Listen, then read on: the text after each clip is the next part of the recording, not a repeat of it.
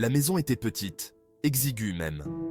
Les murs semblaient se refermer sur lui, chaque coin encombré de souvenirs d'un passé révolu.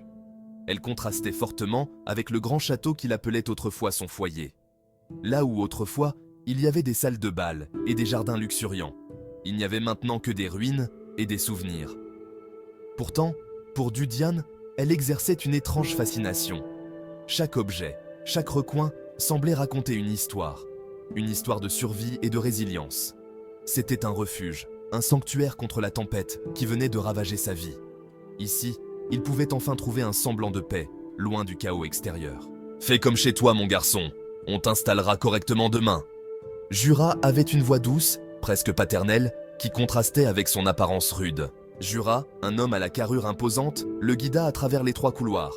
Ses pas lourds résonnaient sur le sol poussiéreux, chaque pas marquant une nouvelle étape dans la vie de Dudiane. Son extérieur bourru cachait une douceur surprenante, tandis qu'il montrait à Dudiane sa nouvelle chambre. Il ouvrit la porte avec précaution, comme s'il dévoilait un trésor caché. Dudiane ne put qu'acquiescer d'un signe de tête, son esprit encore sous le choc des événements qui l'avaient conduite ici. Les souvenirs de son ancienne vie tourbillonnaient dans son esprit, se mêlant à la réalité de son nouveau monde. Il était un étranger, arraché à la vie qu'il connaissait et plongé dans ce monde inconnu. Chaque détail de cette nouvelle réalité semblait étranger, presque irréel. Il entra dans la pièce, ses yeux scrutant le mobilier clairsemé. Chaque meuble semblait avoir une histoire, une raison d'être là, malgré leur apparence modeste. Un matelas de paille reposait sur un cadre en bois branlant, une seule couverture usée pliée à son pied. C'était loin du luxe auquel il était habitué, mais c'était un début. Un coffre grossièrement taillé était adossé à un mur, sa surface rayée et marquée par le temps. Il se demandait quelles histoires ce coffre pouvait renfermer, quels secrets il gardait. Ce n'était pas grand-chose, mais c'était le sien. Pour la première fois depuis longtemps, il avait un endroit qu'il pouvait appeler chez lui. Pour la première fois depuis que mon monde s'était effondré, j'ai senti une lueur d'espoir. Cette petite pièce, avec ses murs délabrés et son mobilier simple, représentait une nouvelle chance. Cette petite pièce modeste représentait un nouveau départ, une chance de construire une nouvelle vie sur les cendres de l'ancienne. Chaque coin de cette pièce semblait murmurer des promesses de renouveau. J'étais déterminé à saisir cette chance à 2 mains. Peu importe les défis à venir, je savais que je pouvais les surmonter. Je ne serais pas défini par mon passé. Les erreurs et les pertes de mon ancienne vie ne dicteraient pas mon avenir. Je forgerais mon propre destin dans ce monde étrange et nouveau. Avec chaque pas, je m'éloignais de mon passé et me rapprochais d'un avenir que je construirais de mes propres mains. Jura, malgré son physique imposant, possédait une tendresse surprenante. Sa carrure massive et son visage buriné pouvaient intimider au premier abord, mais ceux qui prenaient le temps de le connaître découvraient une âme douce et compatissante. Il comprenait, peut-être mieux que quiconque, le tumulte qui faisait rage à l'intérieur du jeune Dudian. Jura avait lui-même traversé des épreuves similaires et cette expérience lui permettait de percevoir les tourments cachés derrière les yeux de Dudian. Il ne l'a pas harcelé de questions, ne l'a pas bombardé de platitudes vides. Jura savait que parfois, les mots ne suffisent pas à apaiser une âme en peine. Il préférait laisser le silence parler, offrant une présence réconfortante sans imposer de réponse. Au lieu de cela, il a offert de simples actes de gentillesse qui en disaient long. Un repas chaud, un mot d'encouragement bourru, un regard compréhensif. Ces gestes, bien que modestes, avaient un impact profond sur Dudiane. Un moment de silence partagé devant un feu crépitant. Ces instants de tranquillité étaient précieux, permettant à Dudiane de se sentir en sécurité, même si ce n'était que pour un court moment. J'ai trouvé ça au grenier. Jura avait passé des heures à fouiller dans les vieilles affaires, espérant trouver quelque chose qui pourrait apporter un peu de réconfort à Dudiane. J'ai pensé que ça pourrait t'intéresser. Il tendit le livre avec un sourire timide, espérant que ce petit trésor pourrait allumer une étincelle dans les yeux de Dudiane. Un soir, Jura apporta à Dudiane un livre usé, relié de cuir. Le cuir était craquelé par le temps, mais les pages à l'intérieur étaient encore intactes, prêtes à révéler leurs secrets. Le livre, découvrit Dudiane, était un recueil de contes de fées et de folklore. Chaque histoire semblait être une porte vers un autre monde. Un monde où la magie et l'héroïsme régnaient en maître. Des histoires de chevaliers courageux, de sorcières maléfiques et de créatures magiques remplissaient ces pages. Les illustrations, bien que fanées, étaient encore vibrantes, donnant vie aux mots. En me perdant dans les contes fantastiques, j'ai senti une partie de mon ancien moi ressurgir. Les histoires me rappelaient des jours plus simples, des jours où l'innocence et l'émerveillement étaient encore possibles. Le garçon qui dévorait autrefois des histoires d'aventure et d'héroïsme, celui qui croyait que tout était possible, semblait renaître en moi. Le garçon qui rêvait d'une vie au-delà des murs du château s'est réveillé en moi. Ses rêves, longtemps oubliés, commençaient à refaire surface, apportant avec eux une lueur d'espoir. C'était une lueur de lumière dans les ténèbres, un rappel que même face à l'adversité, l'espoir pouvait encore fleurir. Cette lumière, bien que fragile, était suffisante pour me guider à travers les moments les plus sombres. Jura l'observait de l'autre côté de la pièce faiblement éclairée, ses yeux suivant chaque mouvement de Dudiane avec une attention bienveillante. Une lueur de quelque chose qui ressemblait à de la satisfaction dans les yeux. Il savait qu'il avait réussi à toucher quelque chose de profond en Dudiane, quelque chose qui pourrait l'aider à guérir. Il savait que ces petits gestes n'effaceraient pas la douleur, ne répareraient pas un esprit brisé du jour au lendemain. Mais il comprenait aussi que chaque petit pas comptait. Chaque geste de gentillesse était une pierre sur le chemin de la guérison.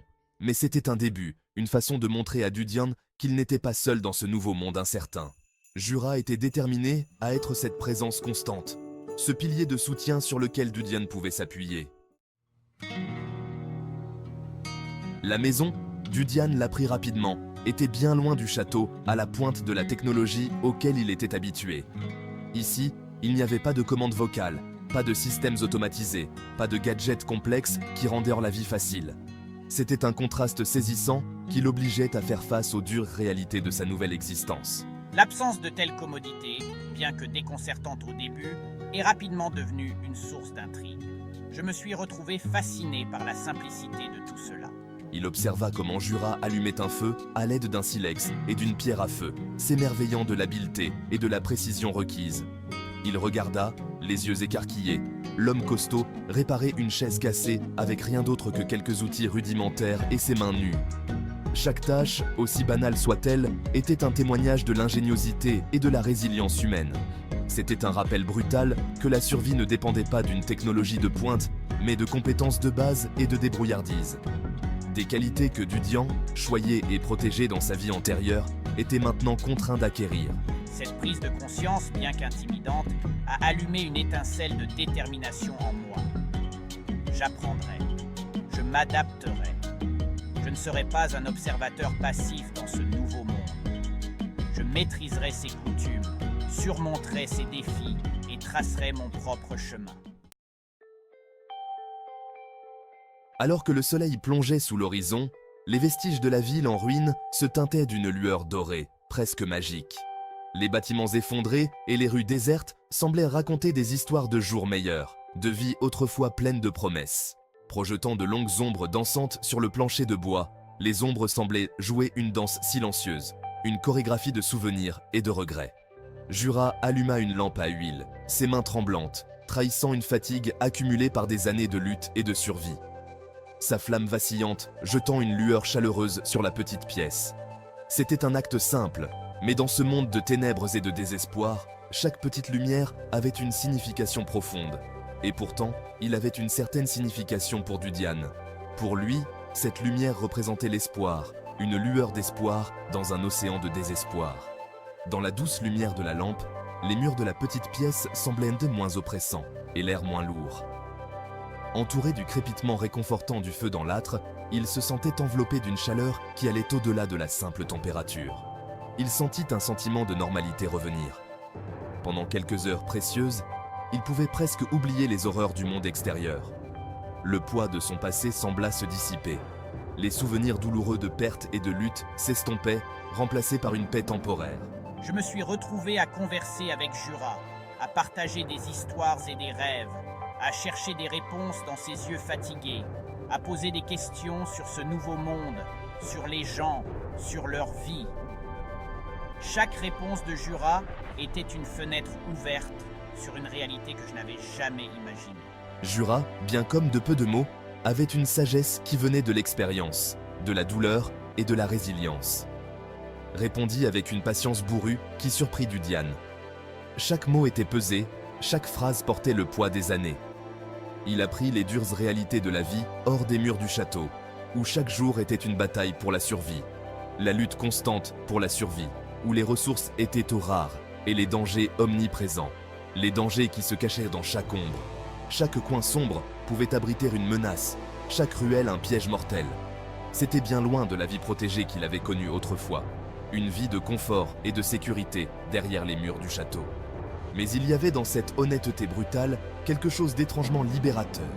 La vérité, aussi dure soit-elle, apportait une clarté que les illusions ne pouvaient offrir. Alors que la nuit s'épaississait et que les ombres s'allongeaient, je sentais un malaise s'installer en moi. Les ténèbres semblaient s'infiltrer dans mon esprit, apportant avec elles des doutes et des peurs. Je sentais un malaise s'installer en moi. Que me réservait cette nouvelle vie? Les questions tournaient en boucle dans ma tête, sans réponse. Que me réservait cette nouvelle vie? Quels défis m'attendaient dans ce monde inconnu?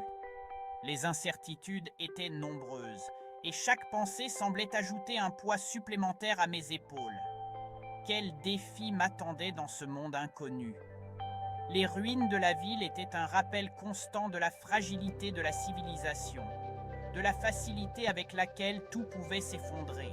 La lumière vacillante de la lampe semblait refléter son propre avenir incertain, chaque vacillement de la flamme une métaphore de ses espoirs et de ses peurs. Ces flammes dansantes rappelant que rien dans la vie n'était garanti, que chaque jour était un cadeau fragile. Et encore moins le lendemain. Dans ce monde de ténèbres et de dangers, l'avenir était une toile vierge, prête à être peinte par les choix et les actions de chacun.